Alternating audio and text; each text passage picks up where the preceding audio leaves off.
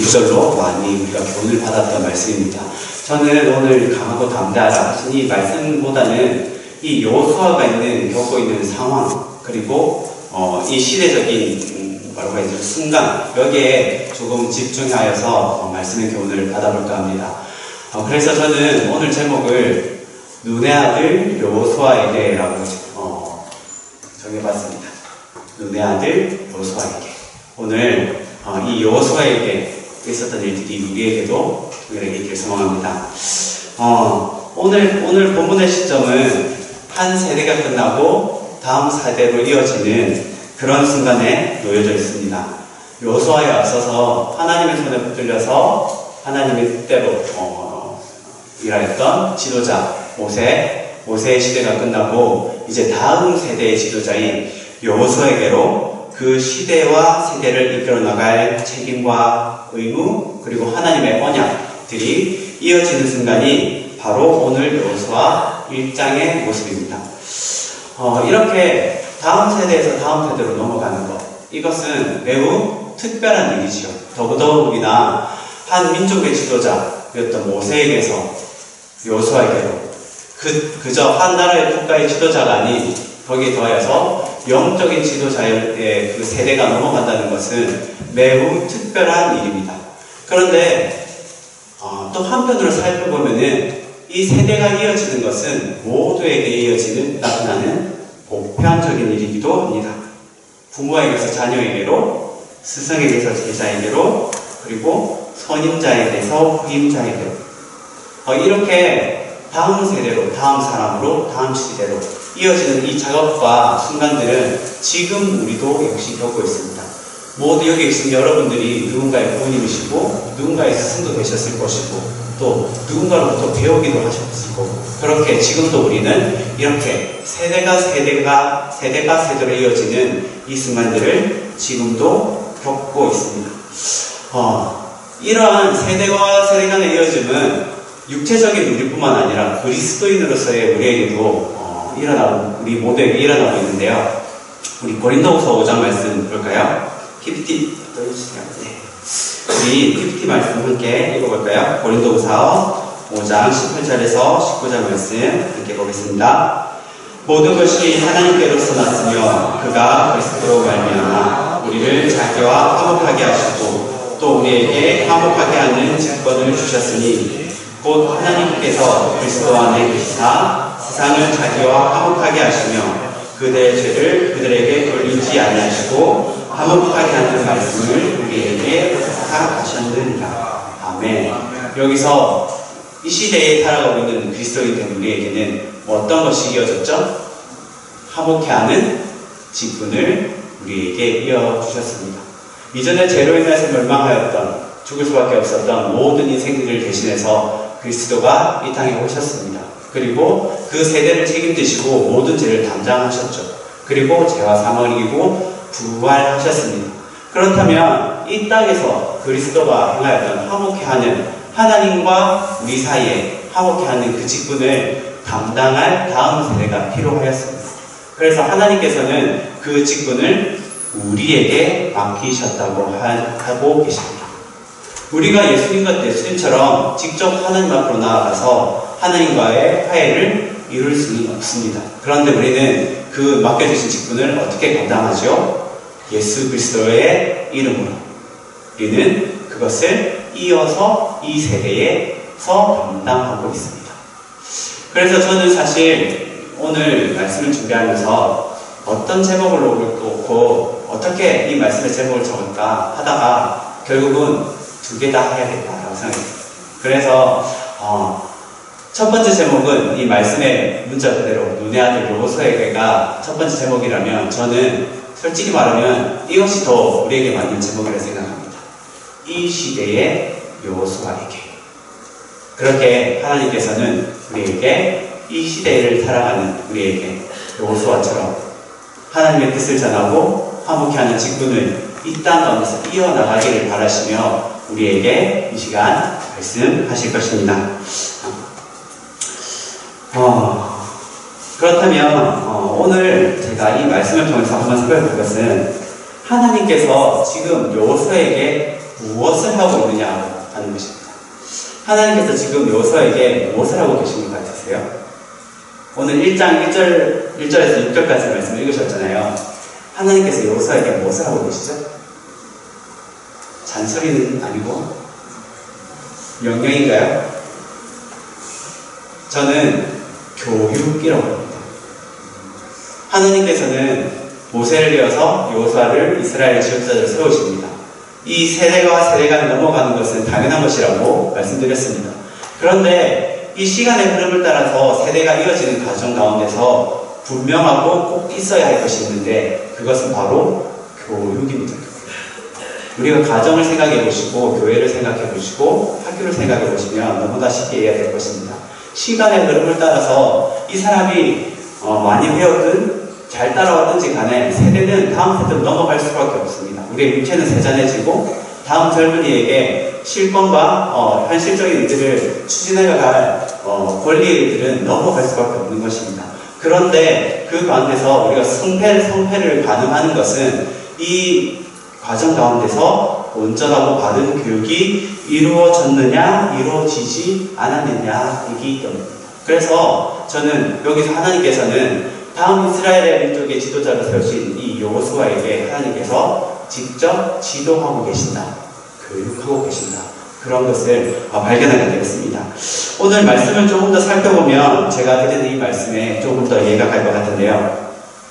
오늘 본문 2절 말씀 한번 볼까요? 여호수아 1장 2절 말씀.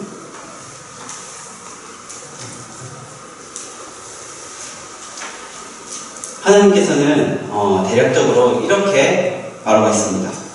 여호수아야, 2절에서 너는 어디로 가야 하느냐를 가르치고 있고요. 5절에서는 너는 누구를 의지하여야 하느냐를 가르치고 있습니다. 그리고 7절과 8절에서는 어떻게 행해야 하는지를 여호수아에게 가르쳐주고 있습니다. 우리 조금 천천히 살펴볼까요? 2절입니다. 여호수아 1장 2절 내 종 모세가 죽었으니 이제 너는 이 모든 백성과 더불어 일어나 이 요단을 건너 내가 그들 곧 이스라엘 자손에게 주는 그 땅으로 가라. 이 여호수아는 무엇을 이어받았죠? 지도자로서의 위치를 이어받았습니다. 그렇다면은 이 지도자로서 누구를 이끌어 가야 하고 어디로 가야 하는지에 대한 교육이 분명히 필요했습니다. 그래서 하나님께서는 이 2절의 말씀을 통해서 너희는 누구와 함께 가라고요? 이스라엘 백성들과 함께 일어나서 어디로 가느냐 하면 내가 너희에게 지시하는 그 땅, 약속하였던 가나안 땅으로 가는 것이 지도자로서 너가 이어야 할 것이야 라고 하나님은 교육하고 계시는 것입니다. 그리고 뒤로 넘어갈까요? 5절 내 평생에 너를 능히 대적할 자가 없으니 내가 모세와 함께 있었던 것 같이 너와 함께 있을 것이니라. 내가 너를 떠나지 아니하며 버리지 아니하리니. 어딘가에 그리고 어떤 무리의 우두머리 지도자가 된다는 것은 매우 두려운 일입니다. 사람들에게 추앙을 받고 칭송을 받아서 좋을 것만 같지만 사실 그것보다는 내가 이 사람들을 올바르고 이끌어갈 수 있을까, 이 일을 감당할 수 있을까 하는 압박감이 더 많은 것이 사실은 지도자의 자리입니다. 여호수아도 동의했을 것입니다. 내가 어떻게 이 일을 감당해내지? 내가 누구를 의지하여서 누구의 도움을 받아서 이 지도자로서의 일들을 감당할 수 있을까 두려워하던 그 여호수아에게 하나님께서는 말씀하십니다. 걱정하지 마라. 너는 나를 의지하여라. 지도자로서 내가 너에게 힘이 되어주겠다. 모세에게 내가 너와 함께 하였던 것 같이. 그렇게 여호수아에게 의지할 대상이신 하나님 당신을 하나님께서는 친히 여호수아에게 교육하고 계시던 것 같습니다. 그리고 7절, 8절 볼까요? 7절은 우리 7절 앞절과 8절 앞절만 살짝 읽어드리겠습니다. 7절에 오직 강하고 담대하라. 그리고 8절에 이 율법책을 내 입에서 떠나지 말게 하라. 어떻게 하라고요? 첫째로는 강하고 담대하라고 합니다. 하나님을 믿으면 그 하나님을 온전히 신뢰하고 다시 의심하고 오지 말라는 것입니다. 우리는 때로는 이런 것이 너무 높습니다. 하나님 믿습니다. 하나님 살아계십니다. 전능하십니다. 일을 행하실 것입니다. 그런데 돌아서면 어떻게 하죠? 보이지 않는 할 수 있을까? 과연 하나님이 도우실까? 의심하고 낙심합니다. 그 가운데 우리가 하나님의 일하심을 정말로 맛볼 수가 있을까요? 그래서 하나님께서는 이 여호수아에게 말합니다. 강하고 담대하라. 내가 흔들리면 네가 지도한 모든 이스라엘 백성이 흔들리는 거야. 네가 흔들리면, 너의 믿음이 흔들리면 나를 향하여서 고백했던 이전의 모든 고백들은 다 헛된 것이 되는 거야. 흔들리지 마. 강해. 담대해. 의심하지 마. 그렇게 기도서의 그 마음가짐을 굳건하게 하라고 말씀하고 계십니다. 그리고 8절에 어떻게 하라고요? 그리고 결코 이 율법체에서 떠나지 마. 세상이 그 어떤 소리를 해도 많은 관원과 지식인들이 그리고 세상 권력들이 지도자인 너를 찾아와서 이것이 더 유익할 것이야, 이것이 더 바르고 옳은 것이야 말할지라도 그것을 따르지 마라. 내가 따를 것은 오직 율법책 나 여호와의 말씀이다 라고 가르쳐주고 있습니다. 이렇게 하나님께서는 철저하게 하나하나 지도자로서의 바톤을 이어가고 있는 여호수아에게 교훈하고 교육에 대해서 열심을 내고 있는 그런 모습을 볼 수가 있습니다. 그런데 이 교훈이, 이 교육하심이 완전하게 열매를 맞을 수 있는 무엇이냐면 하나님의 교육하심에 여호수아가 완전히 아멘 되었기 때문입니다. 이런 하나님의 교훈하심은 감사하게도 지금 우리에게도 일어나고 있습니다. 매주의 말씀을 통하여서 성경 묵상을 통하여서 지나가다 듣던 교육교 방송과 매일 드리는 기도회를 통하여서 새벽 기도를 통하여서 우리에게 말씀하십니다. 교육하십니다. 이 시대를 살아가는 여호수아인 우리에게 필요한 것들을 가르치시고 가르쳐하시고 계십니다. 그런데 그것이 사실은 열에 하나, 사실 백에 하나 나타나기도 힘든 것은 우리가 그 말씀에 아멘되는 순간이 너무나도 사실은 작기 때문일 것입니다. 입술로 아멘하고 마음으로 받아들이고 행하는 데 이르는 데까지는 우리는 너무나 많은 실패를 겪습니다. 이 여호수아와 같이 완전한 아멘, 듣고 마음에 새기고 행하는 데까지 그 아멘이 우리에게 있어서 우리를 향하신 아버지의 교육하심이 아름답게 열매맺기를 소망합니다. 이렇게 아름다운 예가 있으면 안타까운 예도 성경에는 분명히 존재하고 있습니다. 우리 뒤로 가시면 사사기 2장의 말씀이거든요. PPT 준비했으니까 한번 같이 볼까요? 사사기 2장 10절의 말씀입니다. 우리 함께 읽겠습니다. 시작. 그 세대의 사람도 다 그 조상들에게 돌아가고 그 후에 일어난 다른 세대는 여호와를 알지 못하며 이스라엘을 위하여 행하신 일도 알지 못하라. 아멘. 안타깝게도 여호수아 이후의 세대, 그 세대에는 이 이어진 그 교육이 온전히 이루어지지 못한 것 같습니다. 가르치는 자가 잘 전하지 못했든지 받아들이는 자가 잘 받아들이지 못했든지 어쨌든 이 세대 간의 이어짐에 있어서 온전한 교육이 이어지지 못했죠. 그래서 성경은 뭐라고 말하고 있죠? 그 다음 세대들은 여호와를 알지도 못하고 그 행하신 일들을 알지 못하였다고 말하고 있습니다. 그래서 이 세대들이 한 일은 무엇이죠? 자기의 소견에 옳은 대로 자신들의 마음대로 행하였습니다. 우상을 섬기고 이방 여인을 취하고 부정하고 부패하고 타락하였습니다. 그래서 이어지는 것이 사사기의 이야기죠. 거듭된 실패와 하나님의 용서하시고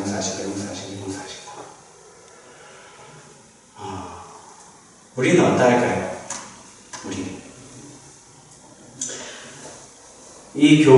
이 다음 세대에 그래서 저는 말씀드리고 싶은 것은 교육하는 것과 교육받는 것은 항상 같이 가야 합니다. 세대 간의 간극이 일어나는 가장 큰 세대 차이가 일어나는 간극은 가르치는 입장에서는 가르치시려고 하다. 받으시려는 입장에서는 그 가르침을 잘 받지 않기 때문입니다. 그러면 잘 되려면 어떻게 해야 되죠? 그냥 바꾸면 됩니다. 받아들이는 입장에서는 그 가르침을 잘 받아들이고 교훈하시는 입장에서는 받아들이는 자들의 입장을 좀 더 이해해 주시면 됩니다. 그렇게 서로가 가르치는 자도 가르침 받는 자도 그렇게 각 세대가 서로가 서로를 존중하고 뭐라고 해야 되죠? 서로를 향한 그 교훈과 이어짐이 온전하여질 때에 우리에게도 이 사사기와 같은 결과가 아닌 끊어지고 멸망하는 것이 아닌 계속해서 믿음의 유산과 아름다운 기업들이 이어져 나가는 그런 결과가 있을 것입니다. 그래서 저는 이런 질문을 드리고 싶습니다. 지금 우리는 어떠한가? 지금 나는 어떠한가? 나는 내가 이어야 할 다른 누구에게, 나 다음 세대에게 하나님의 말씀을, 올바른 교육을 행하고 있는가? 그리고 교훈을 받는 입장에 계시다면 나는 내게 주어진 그 아름다운 가르침을 기쁘게 받아들이고 있는가?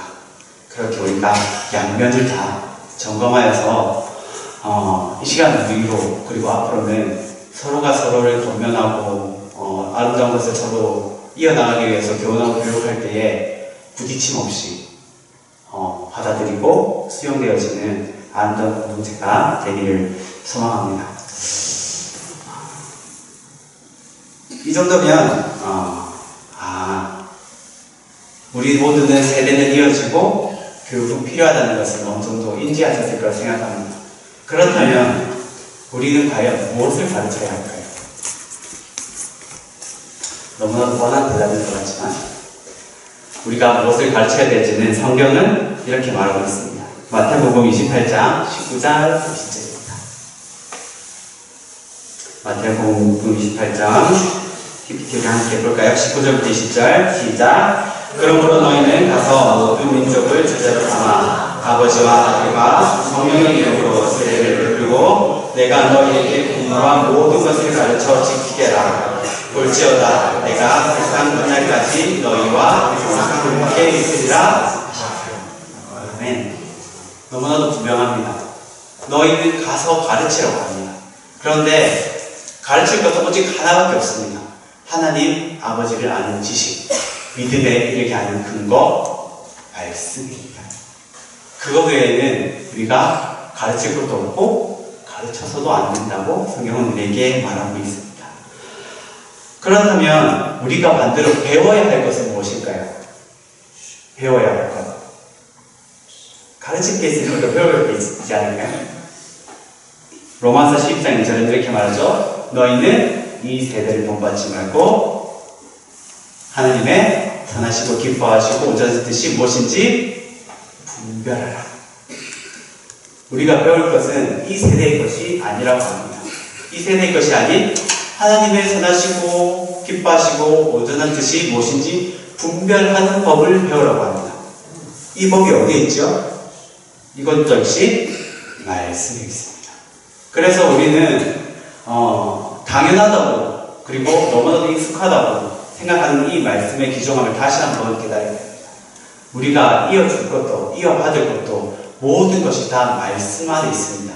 이 시대로의 우리를 각각 교사로 부르시고 예수 그리스도의 그 화목해 하는 직분을 이어받은 자로 우리를 부르셨습니다. 그리고 가서 전하라고 하신 것이 하나님의 말씀입니다. 그 말씀은 능력이 있어서 예수 그리스도를 믿게 하는 능력이 있고 그 안에는 하나님을 아는 지식이 풍성하다고 성경은 우리에게 분명히 말하고 있습니다. 이 말씀, 가르치고 배워야 하는 말씀이 우리 안에 충만하게 소망합니다. 우리의 모든 이어진 가운데 말씀이 있기를 소망합니다.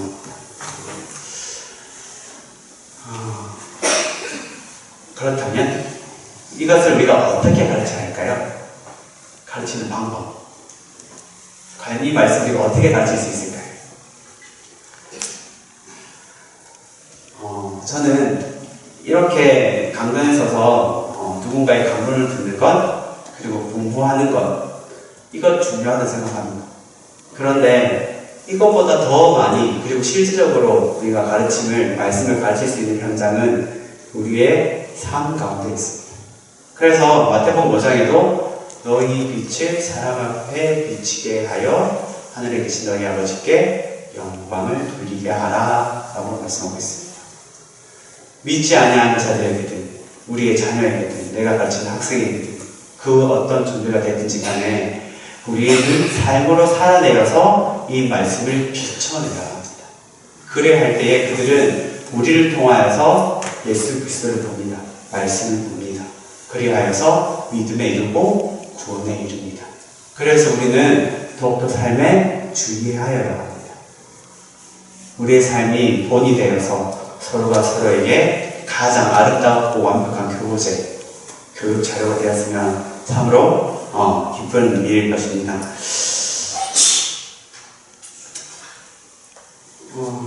저는 교육부 목사로서 하나의 고민이 있다면 교회에서 이런 선한 영향력을 받는 시간보다 세상의 영향력을 받는 시간이 비교할 수 없을 만큼 크다는 것입니다. 일주일 중에 하루, 그 중에서도 길어봤자 1시간, 2시간 그 말씀을 듣고 이 자라나는 세대는 다시 세상에 나가서 수많은 미디어와 수많은 세상의 가르침과 그런 소리를 듣고 자라나가고 있습니다. 그 아이들을 바르게 키우기 위해서 우리가 그 아이들이 보는 세상의 모든 것을 보지 못하게 하고 듣지 못하게 할 수는 없는 일입니다. 그리고 그렇게 해서도 안 되는 일이고요.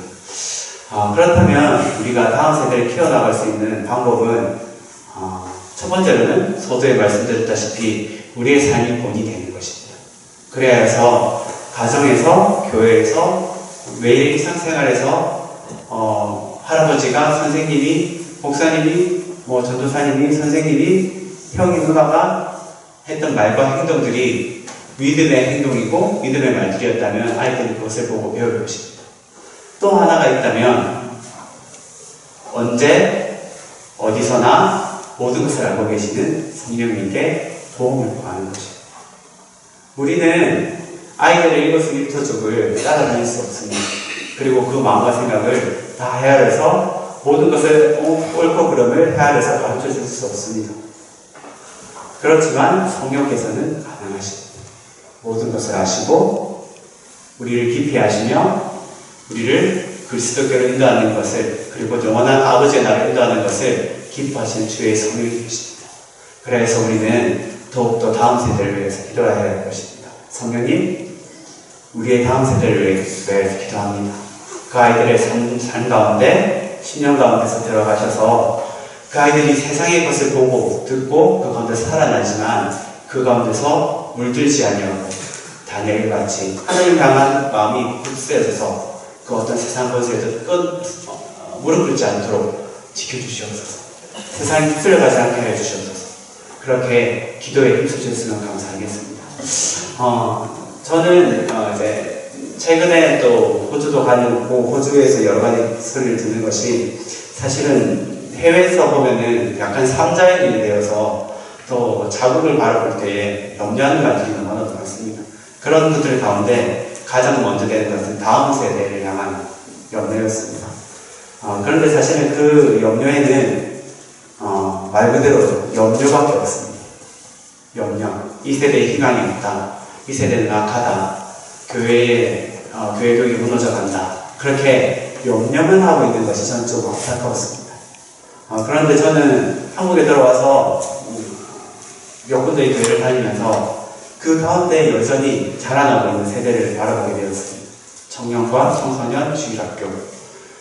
많은 숫자보다는 그 존재 자체가 있다는 것이 아직 우리에게는 불씨가 남아있다는 것입니다. 그렇다면 필요한 것은 옆에서 기도로 그 불씨를 더욱더 활활 불태워 주시는 것입니다. 함께 기도를 힘써서 이 믿음의 경주가, 믿음의 세대가 더욱더 풍성하게 모세에게서 여호수아에게 넘어온 것처럼 먼저 이 교회를 섬기신 여러분의 믿음이 다음 세대로 잘 넘어갈 수 있도록 그렇게 기도로 더욱더 섬겨주시기를 소망합니다. 기도하겠습니다. 하나님, 그렇습니다. 아버지께서는 이 시대에